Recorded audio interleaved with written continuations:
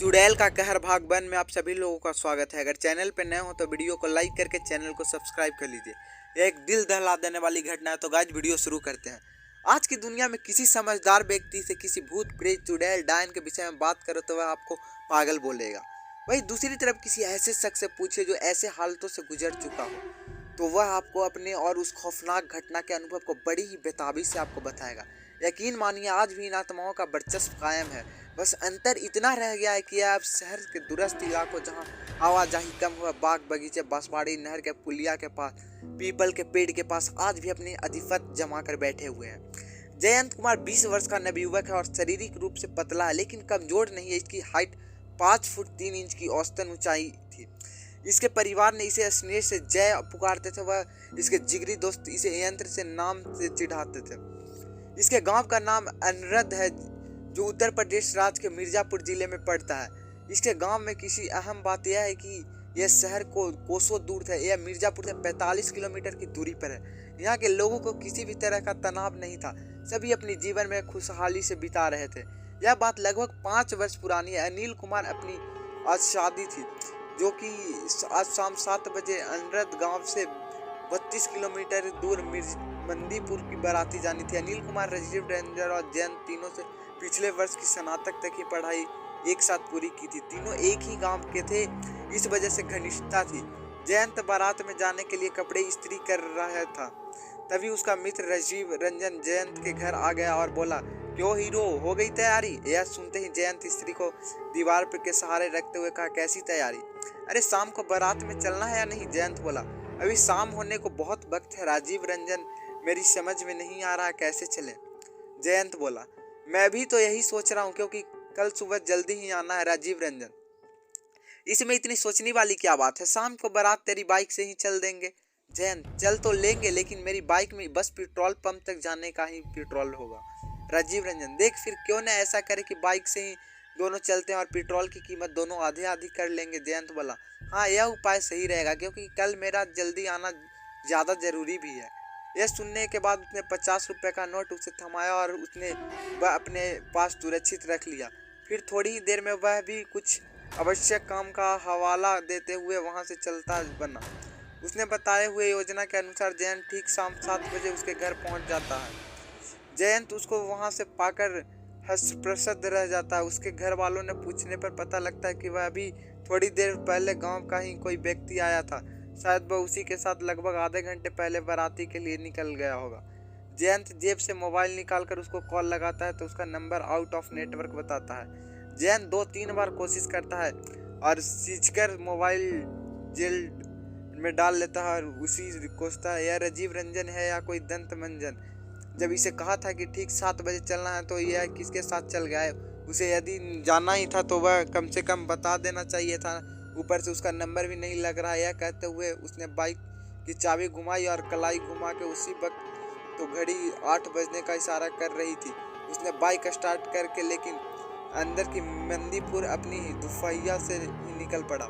अगले 40 मिनट के अंदर वह मंदीपुर गांव आ चुका था। उसने देखा कि सड़क के किनारे रंग बिरंगे रोशनी के साथ एक कतार में कुछ लोग बिजली की लैंप को ढो रहे थे, जो कि ऑर्केस्ट्रा वाले को उस अंधेरे की रास्ता दिखने का बखूबी काम निभा रहे थे। ऑर्केस्ट्रा के आगे आगे गांव के कुछ लोग रंग बिरंगे परिधानों में अपने नृत्य को कौशल दिखाने को मशगूल थे। इनमें से कुछ लोग भी उन्हें आज तक अपनी नृत्य की अद्वितीय प्रतिभा दिखने को कभी अवसर नहीं मिला था और इस मौके को वह अच्छी तरह से भूलना नहीं रहे थे। इनमें से कोई अकड़े उम्र की व्यक्ति हाथों में इशारा कर रहा, आने जाने वाली गाड़ियों को हुक्म चलाते हुए, और उन्होंने अपने हिसाब से रास्ता भी दिखाने का काम करने हुए लगे थे। तभी वो अपने धुन में मस्त थे। वही दूसरी तरफ जयंत का मित्र अनिल कुमार, जो सुनहरे रंग का शेरवानी और कथाई रंग के पगड़ी के साथ सफ़ेद घोड़ी पर बैठे मुंह में लटका धीरे धीरे आगे बढ़ रहा था, मानो जैसे कि कह रहा हो कि इसकी बर्बादी पर इसे छोड़कर सभी जश्न मना रहे हैं और उसकी बेवस्त सुनाई वाला कोई नहीं है। शायद अब बहुत देर हो गई हो। इन सभी व्यक्तियों जब जयंत की नज़र हटी तो उसमें बड़े ध्यान से सूक्ष्म निरीक्षण करते हुए देखा तो उसे राजीव रंजन कहीं भी नजर नहीं आया। उसे अब बहुत गुस्सा आया। उसने अब अपनी बाइक को निर्धारित गंतव्य पर लगाया और उसे एक बार फिर कॉल कर उसको जायजा लेना चाहा। वह जेब में मोबाइल निकाला तो देखकर दंग रहा, क्योंकि उसका मोबाइल स्विच ऑफ था। उसने जल्दी से उसे ऑन करते हुए राजीव को कॉल लगाया तो पहली ही रिंग में उसने उठा लिया, मानो जैसे ही वह काफ़ी देर से उसी का कॉल का प्रतीक्षा कर रहा हो। कॉल को उठाते जयंत ने कुछ बोलने के से पहले ही वह दूसरी तरफ से बड़बड़ाया, हरामखोर कहाँ है? मैं पिछले आधा घंटा से तेरा नंबर लगा रहा कर थक चुका हूँ और तू अनाब के मोबाइल के ऑफ क्यों बैठा है? मैं कब से तैयार बैठा तेरी रात देख रहा हूँ। बोला कहाँ है, चलना है या नहीं? जयंत ने सोचा था कि वह इसकी अच्छे से खबर लेगा और इसे इतना डांटेगा, लेकिन यह दाव उल्टा पड़ चुका था। उसके सवालों पे आवाज लगा दिया था। जयंत अपने प्रश्न करने के बजाय उसे वही सम्मानने, सच बताने और उसकी व्यथा सुनने का मन का निर्माण लिया और उसे 20 मिनट तक वक्त मांगा और उसे लेने के लिए अब फिर से वह अपने गांव के आरंद रवाना हो चुका। रात के लगभग 9:30 का वक्त होने लगा था। बाइक चलाते हुए पूरी इलाका सुनसान में प्रतीत हो रहा था। इस वक्त गांव में अक्सर सभी नींद के आगोश में समाये होते हैं। जनवरी का महीना था। ठंड का मौसम होने की वजह से सड़कों पर और चारों ओर शांति फैली हुई थी। शांति ऐसी किसी पक्षी के बोलने की भी आवाज नहीं आ रही थी, मानो कि जैसी पक्षी भी ठंड की वजह से रजाई ओढ़कर सो गए हो।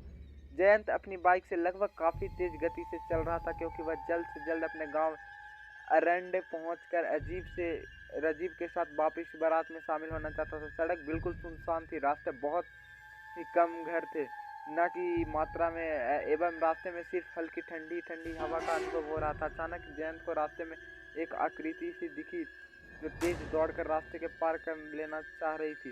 उस आकृति को देख यह लग रहा था कि मानो जैसे कोई औरत हो। जयंत को झटके से अपनी बाइक को हैंडल घुमाकर बाइक के हेडलाइट को उस आकृति की तरफ घुमाया तो देखकर दंग रह जाता है, क्योंकि उस आकृति पलक झपकते ही सड़क के पार कर जाती है। जयंत को यह देखकर विश्वास ही नहीं हुआ, और कोई पलक झपकते ही इतना जल्दी सड़क कैसे पार कर सकता। जयंत इन्हीं विचारों को उलझ पड़ रहा था, तभी उसकी बाइक से हेडलाइट बंद पड़ जाती है। जयंत हेडलाइट को ठीक करने के लिए रुक जाता है। काफी देर तक मशक्कत करनी पड़ी भी लाइट को ठीक नहीं होती है। वह वहां पर कुछ वक्त खड़ा रहता है, फिर अचानक से उसे एक साया अपनी तरफ बढ़ती हुई नजर आती है। यह वही साया थी जिसे थोड़ी देर पहले सड़क पे पलक झपकते के पार देखा था। अगले भाग के लिए सब्सक्राइब कर लीजिए चैनल को।